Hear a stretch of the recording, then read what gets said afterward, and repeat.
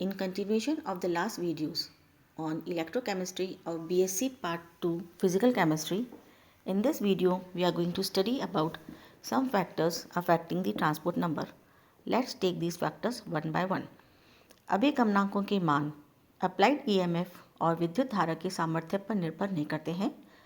अगर हम विद्युत अपघट्य की सांद्रता का प्रभाव देखें तो हम पाते हैं कि सांद्रता में परिवर्तन से आयनों के ट्रांसपोर्ट नंबर में बहुत ज़्यादा परिवर्तन नहीं होता, यानी कि बहुत ही कम परिवर्तन होता है। विभिन्न विद्युत अपघट्यों के धनायनों के अभिगमनांकों के मान 25 डिग्री सेंटीग्रेड पर निम्न सारणी में दिए गए हैं। Let's take them one by one. पहले हम लेते हैं HCl यानी हाइड्रोजन आयन इन HCl।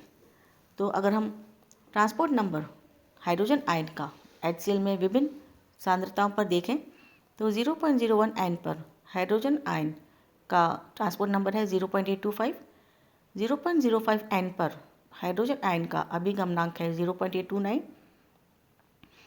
0.10 N पर हाइड्रोजन आयन का अभिगमनांक है 0.831, 0.20 N पर हाइड्रोजन आयन का अभिगमनांक HCl में हो जाता है 0.834। तो हम देखें कि सांद्रता 0.1 N से परिवर्तन कर 0.20 N पर करने पर भी हम पाते हैं कि हाइड्रोजन आयन की ट्रांसपोर्ट नंबर में जो परिवर्तन आता है वह 0.825 से 0.834 होता है, जो कि हम कहते हैं कि कुछ खास परिवर्तन नहीं है, बहुत ही कम परिवर्तन है।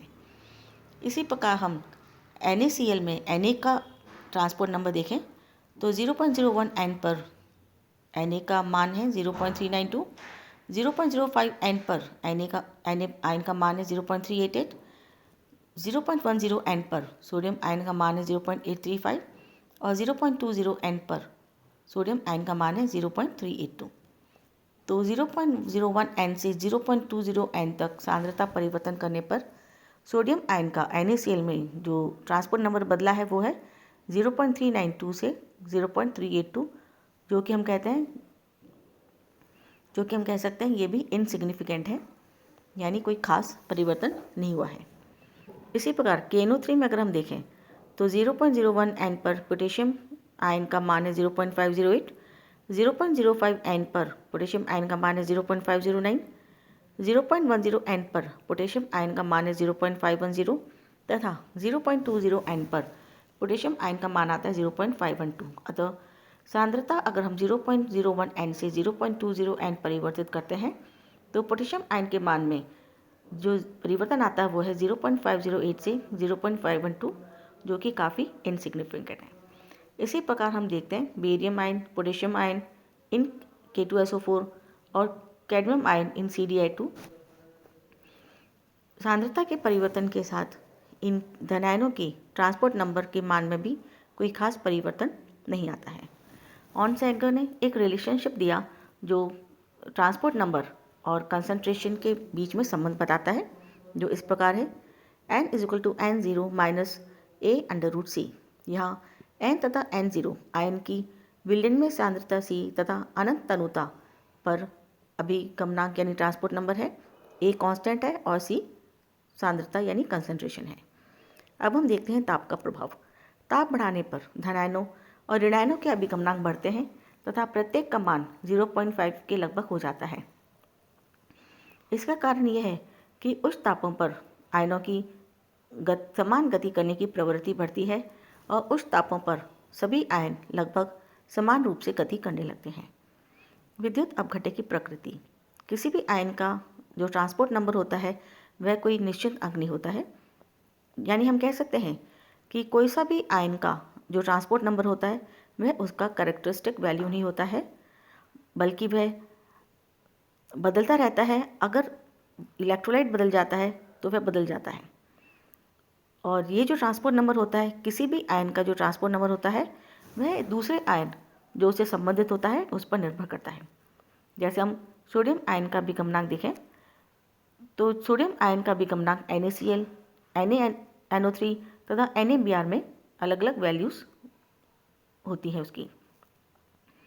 इसी प्रकार क्लोराइड आयन का जो ट्रांसपोर्ट नंबर होता है वो NaCl में 0.604, KCl में 0.504 तथा HCl में 0.166 होता है।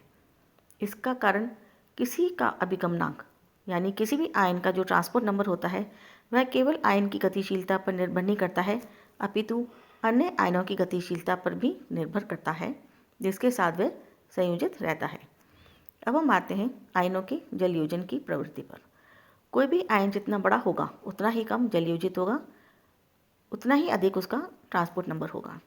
अगर हम लिथियम, सोडियम और पोटेशियम का देखें कंपेयर करके, तो ट्रांसपोर्ट नंबर 0.01 एन विलियन में लिथियम का ट्रांसपोर्ट नंबर है 0.329, सोडियम आयन का भी गमनांक यानी ट्रांसपोर्ट नंबर है 0.392 और पोटेशियम आयन का ट्रांसपोर्ट नंबर है 0.508। उपरोक्त में लिथियम आयन छोटा होने के कारण सोडियम आयन व पोटेशियम आयन की अपेक्षा अधिक जलयोजित होगा। इससे क्या होता है कि जो जलयोजित लिथियम आयन होता है उसकी इफेक्टिव साइज पोटेशियम और सोडियम आयन की तुलना में बहुत अधिक होती है, जिससे इसका जो अभिगमनांक होता है वह सोडियम व पोटेशियम की अपेक्षा कम होता है। जटिल यौगिक का बनना यानी कॉम्प्लेक्स फॉर्मेशन बाय आयंस। अभिगमनांकों के असामान्य मान। उच्च सांद्रता पर कुछ लवणों के आयनों के अभिगमनांकों के मान असामान्य आते हैं। जैसे धनायनों के जो ट्रांसपोर्ट नंबर होते हैं वे लगभग 0 हो जाते हैं या फिर कई बार वो निगेटिव भी आते हैं। ऐसी अवस्था में जिसमें निगेटिव आते हैं, उस अवस्था में जो ऋणायन होते हैं उनके अभिगमनांक का मान 1 से अधिक होता है। इसका कारण है कॉम्प्लेक्सेशन। अगर हम एक एग्जाम्पल देखें कैडमियम I2, तो कैडमियम I2 का जो स्प्लिटिंग होती है मतलब आयनाइजेशन होता है वो होता है Cd2+ + 2I- यानी कैडमियम I2 विभाजित होकर कैडमियम आयन 2+ और आयोडाइड माइनस के आयंस देता है। लेकिन उच्च सांद्रता पर कैडमियम I2 2 आयोडाइड आयन से क्रिया करके CdI42- जटिल आयन देता है। अब अगर हम इस जटिल आयन को देखें तो ये जटिल आयन नेगेटिव चार्ज कैरी करता है, लेकिन इसमें कैडमियम आयन भी उपस्थित हैं।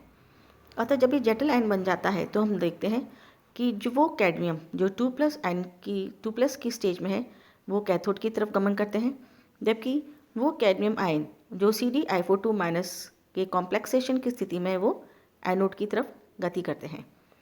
तो जब कैडमियम आयन कैथोड और एनोड दोनों की तरफ जाता है तो इससे उसका जो ट्रांसपोर्ट नंबर होता है वह नेगेटिव हो जाता है।